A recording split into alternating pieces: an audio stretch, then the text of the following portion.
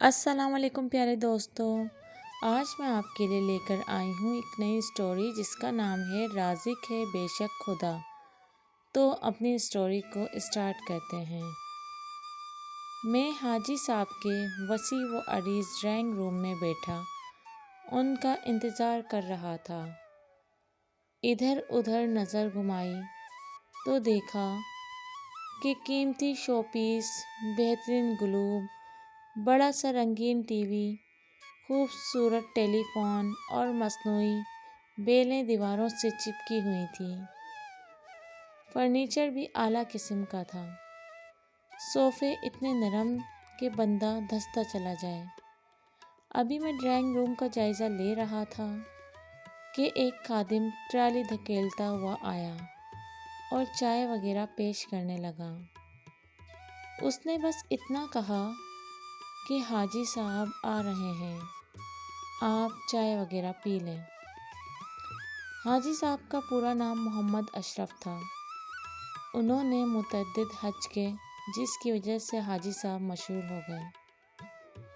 آج اس کا اصل نام خاص لوگوں کو ہی پتہ ہے۔ حاجی صاحب کے ایک بیٹے سے میری الیگ سلیگ تھی۔ وہ میرا کلاس فیلو اور بڑا مخلص اور اچھا انسان تھا۔ کبھی کسی فنکشن یا پارٹی وغیرہ میں ملاقات ہوتی تو گلے شکووں کے ڈھیر لگا دیتا۔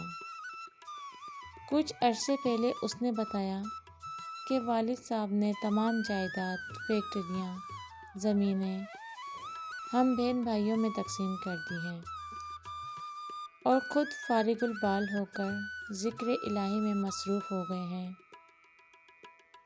3-4 سال بعد پھر جب اس نے بتایا کہ والد صاحب نے ہم بھائیوں سے چند لاکھ روپے لے کر دوبارہ کاروبار شروع کر دیا ہے اور دنیاوی کاموں میں مصروف ہو گئے ہیں، تو اس بات پر اسے شاید اتنا تعجب نہیں ہوا جتنا میں نے محسوس کیا، کیونکہ اللہ تعالیٰ نے ان پر بہت کرم کیا تھا۔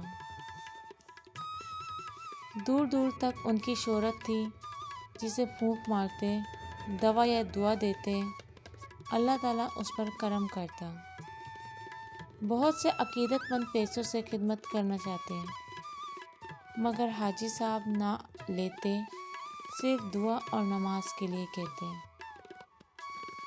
ہم لکھنے والوں میں ایک مرض ہوتا ہے جسے عام لوگ نظر انداز کر دیتے ہیں۔ ہمیں ہر بات کی جستجو ہوتی ہے، اس لیے اب میں حاجی صاحب سے وقت لے کر ان کے ڈرائنگ روم میں بیٹھا تھا۔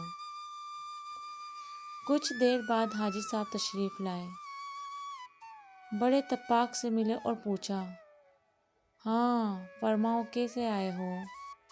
میں نے کہا، مجھے آپ سے ملنے کا اشتیاق تھا، اس لیے آیا ہوں۔ حاجی صاحب کا چہرہ نورانی، سفید داڑھی اور سر پر عمامہ بہت بھلا لگ رہا تھا۔ میں نے کہا، حاجی صاحب کیا وجہ ہے کہ آپ نے پہلے تمام جائیداد تقسیم کر دی، اللہ اللہ کرنے لگے، مگر پھر دنیاوی داری میں مصروف ہو گئے؟ حاجی صاحب نے کہا، بیٹا اس میں بھی ایک راز تھا اور اس میں بھی ایک راز ہے۔ وہ کیا؟ میں بےتابی سے بولا۔ حاجی صاحب مسکرائے اور کہا، اس سے پہلے کسی محفل میں ذکر کیا اور آج کر رہا ہوں، سن کر فیصلہ کرنا کہ آج فیصلہ صحیح ہے یا پہلا فیصلہ صحیح تھا۔ ایک دن میں اپنے گودام میں حساب کتاب کر رہا تھا، دیکھا ایک کتا اپنی پچھلی ٹانگیں گھسیٹ کر گودام میں گھس رہا تھا۔ پہلے تو خیال گزرا کہ اسے بھگا دوں، پھر سوچا ایک تو یہ زخمی ہے، دوسرا یہاں پناہ کی تلاش میں آیا ہے، لہٰذا اسے کچھ نہ کہا جائے۔ پھر اچانک خیال آیا کہ اللہ تعالیٰ رازق ہے تو دیکھیں اسے کیسے روزی دیتا ہے، یا یہ بھوکا ہی مر جائے گا۔ یہ سوچ کر میں ایک طرف بیٹھ گیا۔ جب ہلکا سا اندھیرا چھا گیا تو حیرت انگیز منظر میرے سامنے تھا۔ ایک اور کتا منہ میں گوشت کا ٹکڑا دبائے آیا اور اسے کھلانے لگا۔ میرے منہ سے بے اختیار نکلا، سبحان اللہ تیری قدرت، اور میں گھر چلا آیا۔ اسی طرح وہ کتا کہیں سے کوئی نہ کوئی چیز لاتا رہا اور اسے کھلاتا رہا۔ اس کی ٹانگیں تو ٹھیک نہ ہو سکیں مگر زخم بھر گئے اور وہاں سے چلا گیا۔ اس واقعے کا مجھ پر ایسا اثر ہوا کہ جب اللہ تعالیٰ اس کتے کو بغیر کسی محنت اور تلاش کے رزق دے سکتا ہے تو مجھے کیوں نہیں دے گا۔ بس میں نے سارا کاروبار جائیداد اپنے بچوں میں تقسیم کی اور اللہ تعالیٰ سے لو لگائی۔ پھر آپ دوبارہ کیوں دنیا داری کے بکھیڑوں میں پڑ گئے؟ کیا آپ کا اللہ تعالیٰ پر یقین و کامل نہیں رہا؟ میں نے حیرانی سے پوچھا۔ حاجی صاحب ہنس پڑے۔ یہی واقعہ میں نے ایک محفل میں سنایا تو ایک شخص نے مجھے لاجواب کر دیا تھا کہ حاجی صاحب آپ نے خود کو اس زخمی کتے سے تشبیہ دی کہ اسے رزق ملتا رہا تو آپ کو بھی ملے گا، مگر اس کتے سے کیوں تشبیہ نہ دی جو اسے لا کر کھلاتا رہا۔ یہ سن کر میرے رونگٹے کھڑے ہو گئے۔ واقعی میں نے زخمی کتے کا سوچا، اس کتے سے تشبیہ کیوں نہ دی جو اس کو وسیلہ بنا رہا۔ بس اسی دن میں نے اپنے بچوں سے چند لاکھ روپے لیے اور ایک کاٹیج انڈسٹری قائم کر دی۔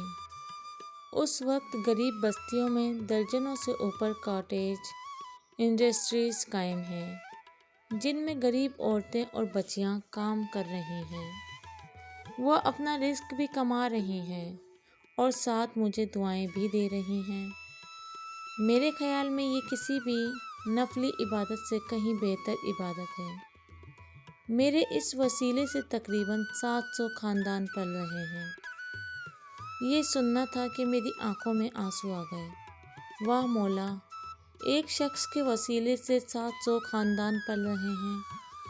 اللہ تعالیٰ ہمارا سرمایہ کاروں کو بھی ایسی نیکیاں کرنے کی توفیق دے، وہ بھی آخرت کا سوچے۔ اللہ تعالیٰ ہمیں کامل مسلمان بنائے، آمین۔ تو پیارے دوستوں، آج کی اسٹوری اچھی لگی ہے تو چینل کو سبسکرائب کر دیں۔